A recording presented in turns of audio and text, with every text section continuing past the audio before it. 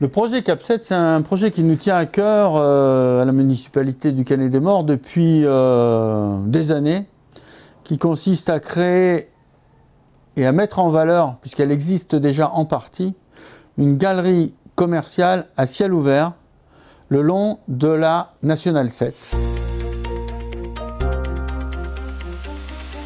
Le premier point, c'est ce qui a motivé au départ l'action, c'est que la municipalité, dans le cadre d'une aide au redémarrage économique, notamment après l'épisode de pandémie, va participer à la promotion de tous les commerces, qui sont quand même une centaine, sur la nationale. C'est-à-dire qu'on va faire une communication urbi et orbi pour l'ensemble de ces commerces. On va valoriser la variété aussi de types de commerce. Donc ça va être la première chose. Et la deuxième après, c'est de construire avec eux le futur boulevard urbain qui va relier le Canet-des-Maures au Luc, le long de la Nationale 7. C'est-à-dire que ce ne sera plus une nationale avec des commerces qui se créent de façon un peu anarchique, un peu autonome. Ça va être organisé comme un boulevard urbain. Et ça, ce sera très attractif parce que connu et parce que fonctionnel. C'est une galerie marchande qui va s'étendre sur à peu près 65 hectares, qui démarrera du rond-point de l'autoroute, qui ira jusqu'aux frontières et aux limites du Luc, donc sur toute la RDN 7. Monsieur le maire le disait aussi, à peu près une centaine d'entreprises, donc 65 hectares, et on travaille sur un chiffre d'affaires qui avoisine les 70 millions d'euros. Les filières sont les filières professionnelles de l'alimentaire, des marchés de bouche, de l'automobile, du service à la personne, du tertiaire, des services bancaires, des assurances. J'en oublie certainement, mais largement représentées, entre 80 et 100 entreprises qui appartiennent à 8 grandes familles de filières professionnelles. Bien remanié et organisé, les gens ils pourront s'arrêter et passer d'un commerce à l'autre en sécurité, mais aussi le centre-ville et ensuite Varécopole, la technopole. Donc il y a une continuité de développement avec sur ce même trajet des services publics comme la municipalité, comme les écoles, comme le pôle emploi.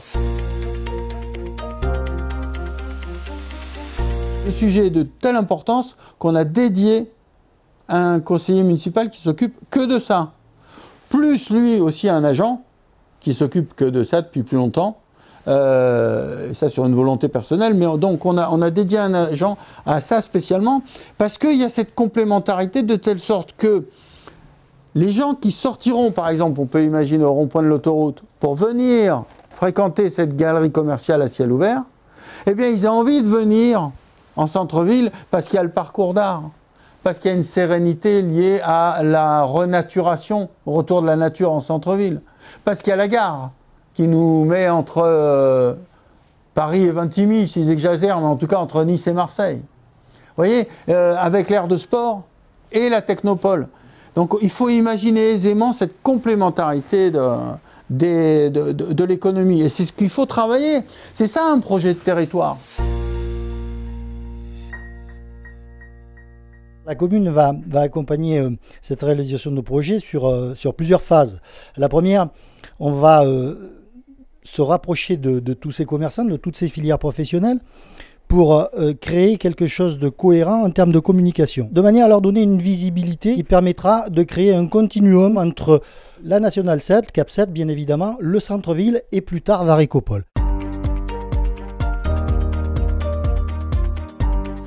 Après avoir mené un projet identique pour les villes de plus de 20 000 habitants, l'État a souhaité, le gouvernement a souhaité mener le même avec des villes de moins de 20 000, donc on va dire entre 10 et 20 000, de telle sorte que, fort justement, ils ont associé le Luc et le Canet, qui représentent à toutes les deux 16 000 habitants.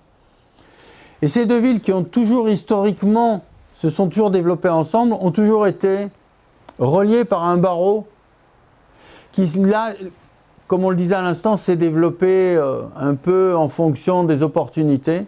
Alors que là, justement, on veut le développer comme un boulevard urbain qui va relier les deux centres-villes, la gare, le collège, le lycée. Et donc, plus que jamais, l'État, notamment, monsieur le sous-préfet que j'ai vu, est tout à fait disposé à ce que ce barreau qui va nous relier entre entièrement dans le cadre Petite Ville de demain, dans le programme Petite Ville de demain.